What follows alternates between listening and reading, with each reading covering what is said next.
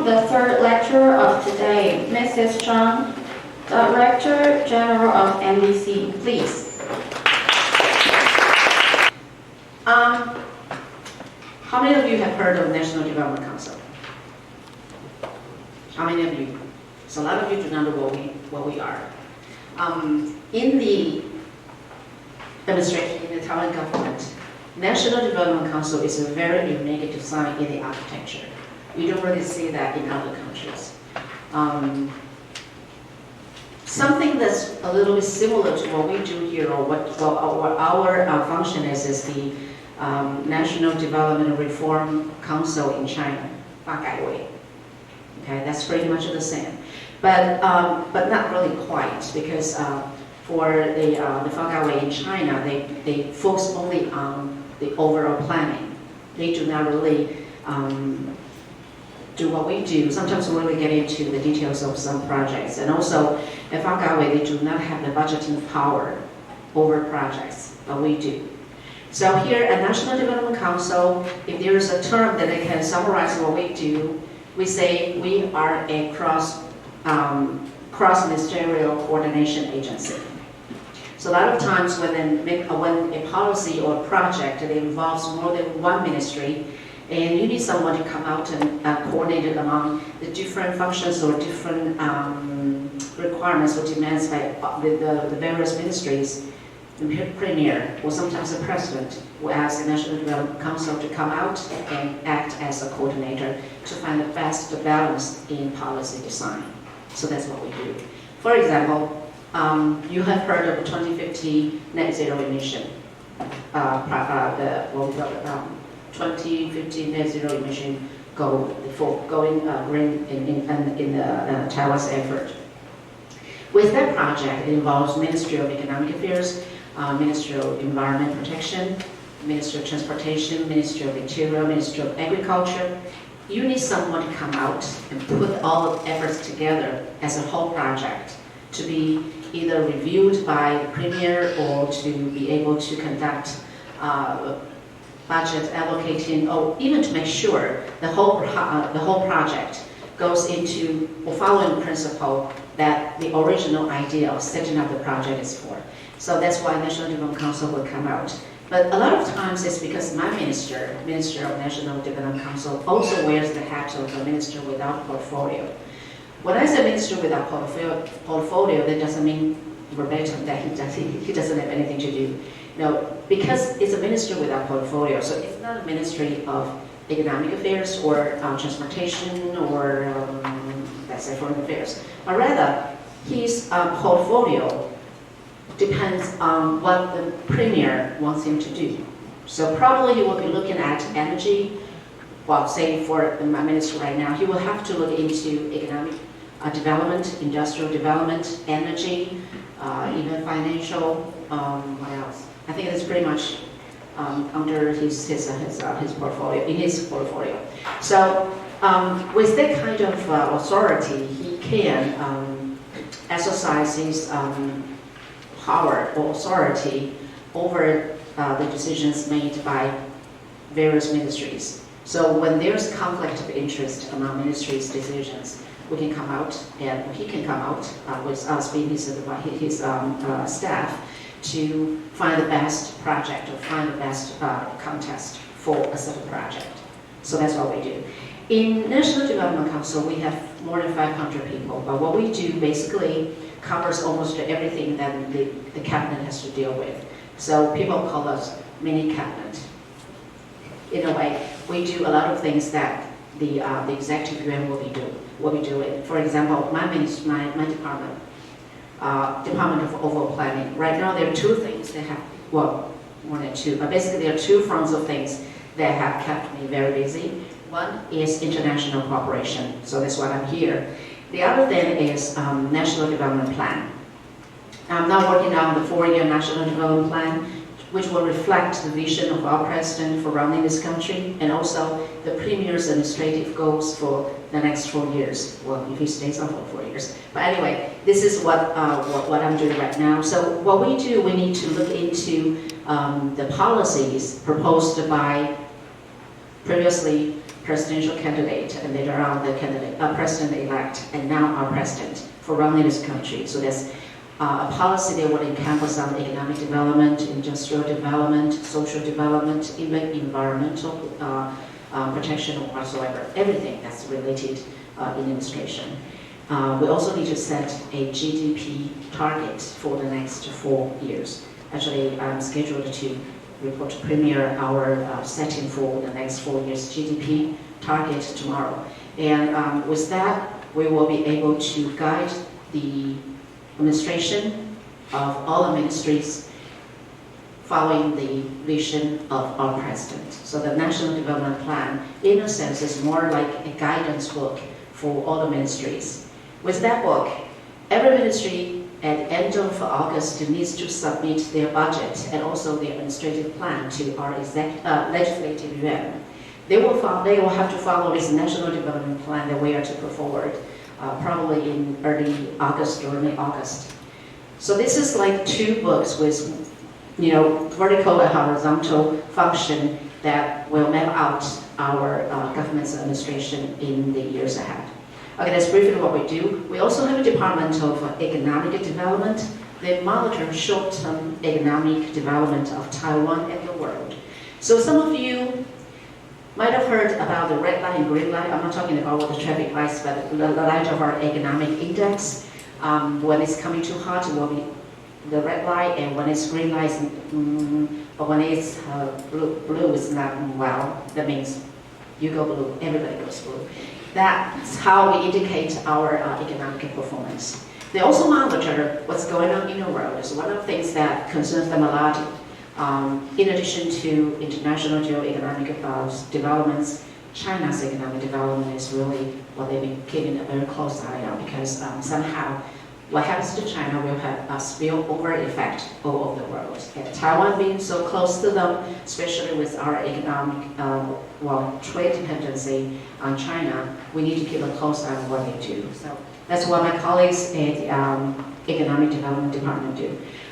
Another one is our Department of Industrial Development. By the name, you know what they do. So you have heard 5+2 Industrial Innovation Program. You have heard the Cisco Strategic Program. And right now, we have the 5 key trusted industry. Basically, these are outlines put forward by the president and his advisors.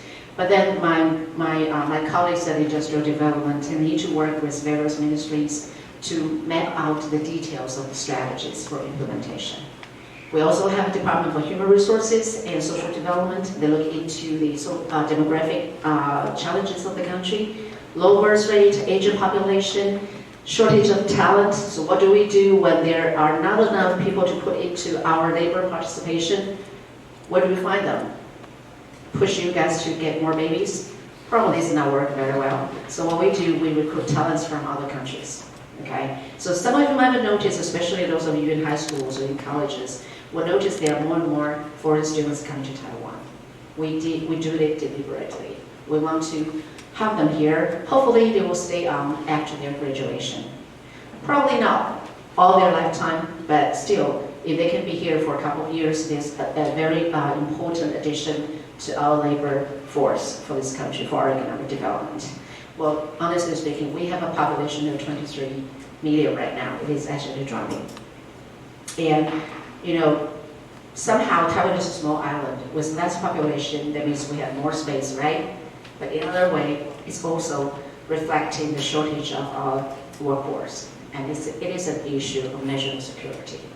So it's not, well, there are many aspects to one single phenomenon in society. And being in the government, you need to look into the different aspects of it and look into the potential threats that may pose to our country's security. We also have a department that's really weird, but that's called National Land Development and Offshore Islands Development. By the name, you pretty know what they do. Infrastructure development and sometimes also the environmental protection, but right now a lot of them are kept busy with the reviewing of projects submitted by ministries or local governments for budget for the next year or next year ahead. This is the richest department in my council, but a lot of times they don't really have the money to themselves. They just get the money from the Directorate General of Budgeting and Accounting, and then review the project and give money to various ministries or local governments for any projects that need to be dealing with the building of a, say, industrial park, or previously highways or railroads and stuff, but hardware infrastructure, that's what they are looking at. One of the things that people or ministries, they have projects requiring budget allocation, scared or afraid of National Development Council, because we have this department, this called the Evaluation and Monitoring Department. What they do is they monitor the implementation process of those projects by the ministries or local governments. We give quarterly warning to or monitoring of their progress. And if they lag behind the scheduled KPI, we will give them warning for once, and then we will discuss with them how to improve their performance. We will talk to them for a second time. Again, we will give them advices and see what they can do to improve their performance. If for the third time they are not able to meet our demand, we will then report to the Premier and get the money back. That means a huge shame minister. And so far we have already done so for 2 projects. We don't really do that. Okay, we review hundreds of projects every year, but we don't really do that. And we certainly want to help them, make sure they can get on track of their implementation, especially when the projects at the very early days of their drafting have been already reviewed by various ministries and approved by the Premier. We certainly do not want them to drop behind the schedule and then get the money taken back. So this is what we do. We also have a very strange in a sense, from the government's point of view, a department that's called Regulatory Coordination Department. What they do is they discuss with foreign chamber of commerce in Taiwan, say American Chamber of Commerce, European Chamber of Commerce, for their white paper positions or their position papers recommendations as to what the government can do to improve our investment environment. So this is what we do in the National Development Council. We also have a National Archives Bureau, but that's a totally different story. Here, because of what we do here, a lot of things we have been able to listen to or sit in discussions for the national development policies discussion. So unlike the Ministry of Economic Affairs, they do get hands-on in the implementation of projects. We probably, a lot of us, we don't do that, with few exceptions. For example, the bilingual policy that I'm working on right now. And also the Central and Eastern European projects that I'm working on, they elaborate a little bit more. A lot of us only get involved in the drafting or the formulation of the policies, and then we will give it to the ministries, the relevant ministries for implementation.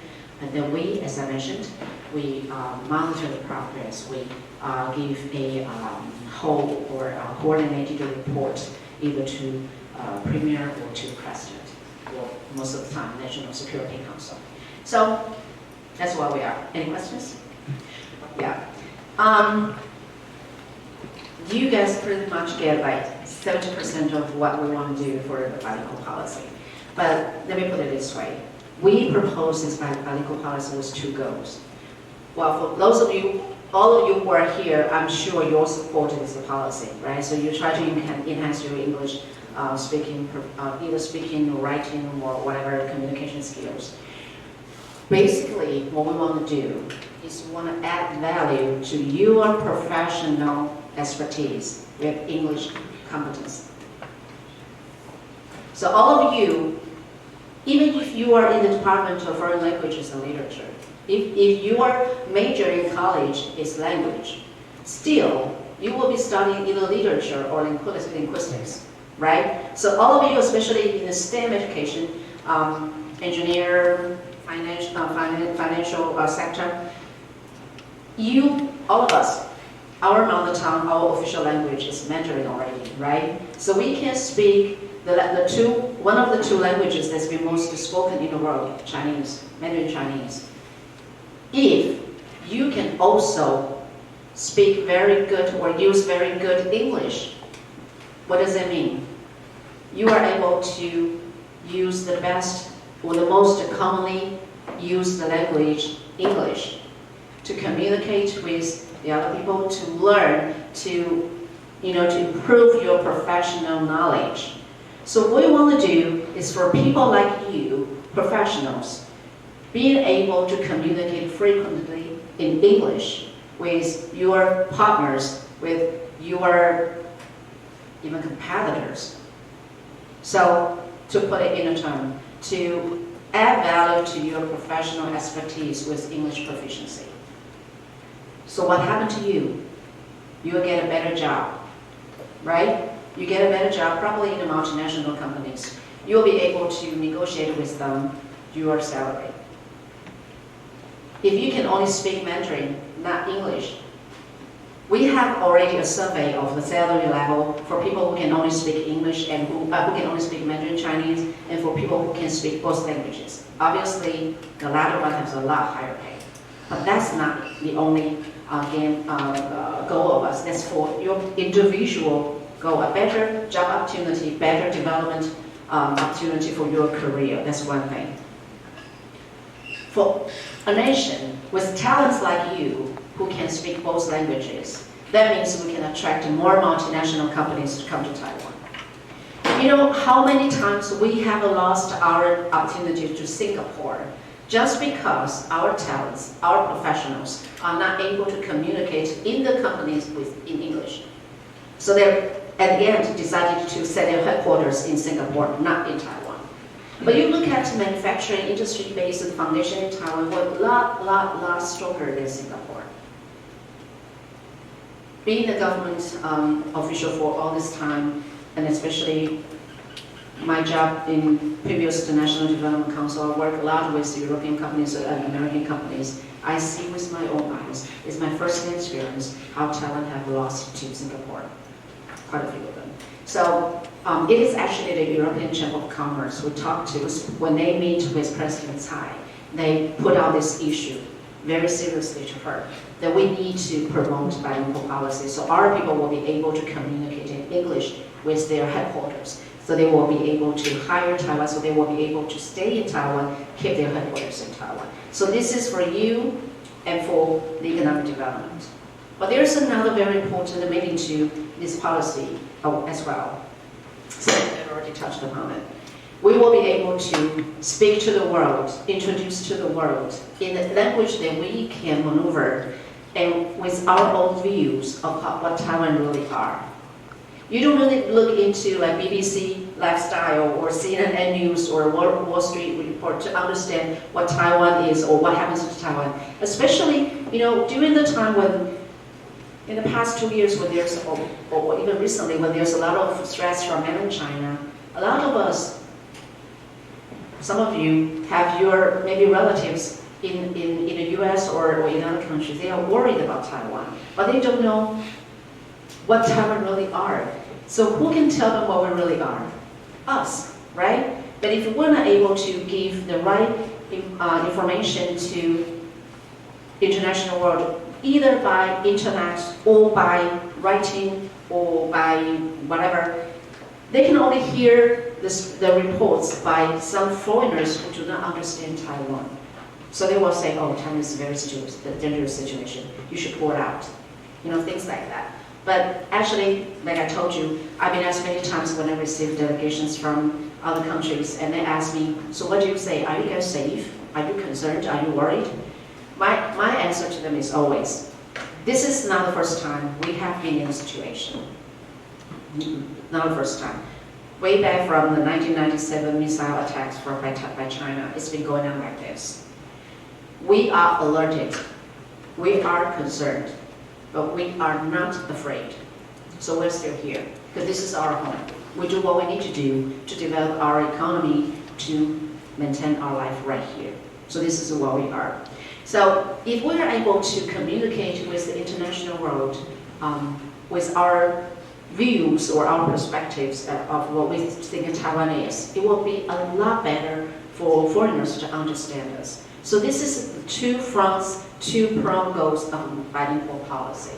For us, it is important for you to be able to grasp the power of languages, both Mandarin Chinese and English, to do whatever you want to do, professionally or for your daily life. Okay? We do a lot of work, and actually, we have received a lot of criticism about this policy. I have to admit, my colleagues at the Ministry of Education, they have been working really hard, but they have made some mistakes by not elaborating enough to local governments. So some local governments do whatever they want to do. And so there's a lot of criticism. But still, we're trying to improve what we do. We have, for this bilingual policy, I've been to the building over there in the past couple of years for more than 20 times to report to President directly about what we do. But I'm not only talking about what I do at National Development Council. This is a cross-ministerial effort. So there is Ministry of Education, Ministry of Personnel and Development for career officials, even the Ministry of Examination, because they need to work on how they can improve the recruitment process for government officials. Do you know that there's already an old English exam for diplomats for Ministry of Foreign Affairs? That's out of this policy. We push them, examination to do that. So there's this exam for the Ministry of Foreign Affairs. What we want to do is for some guys who probably have been educated in a foreign country, but their English, their Chinese, Mandarin Chinese is not really up to the extreme level for pass the national exam. But hopefully, what they want to do, what they are good at in their English capability may help us do our work in the international arena. So we give those kind of people a chance to come into the Ministry of Foreign Affairs to be a diplomat. So that's why this sector of examination is done all in English. Even for the general examinations for career officials, government officials, we have raised the level, the requirement for English higher.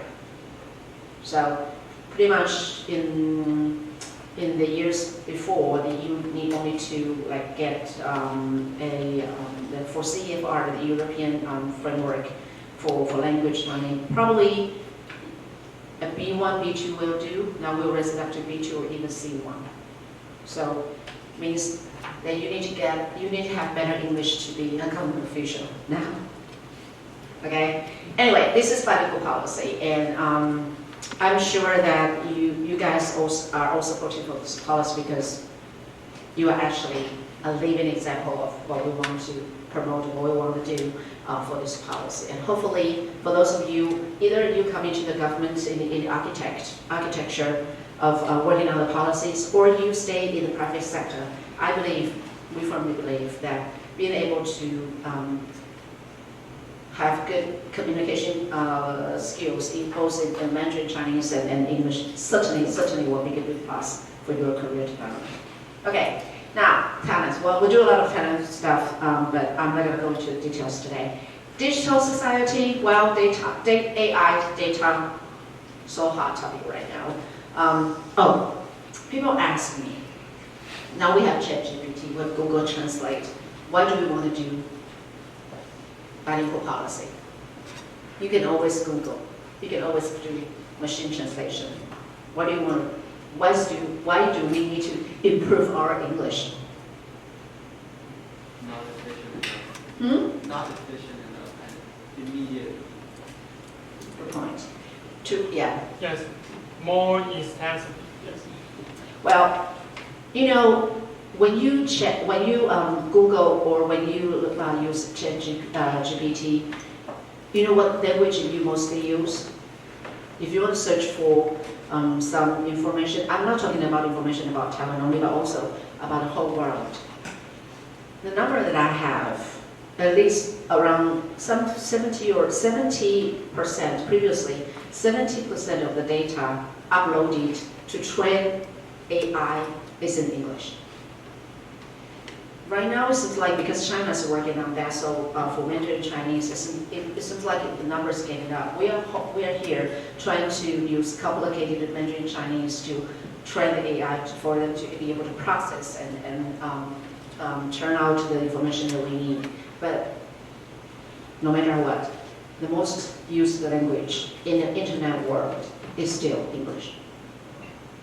So if you want to look into the material or into the information that you searched on the internet engines, you still need to learn English to be able to read it, or even to give the instructions to the AI machine. Otherwise, you can only be very parochial in using the data that's been, only on Taiwan. If you're looking for a data that's regarding anywhere in the world outside of Taiwan, you need to look into the English version of that, and that's English, okay? And especially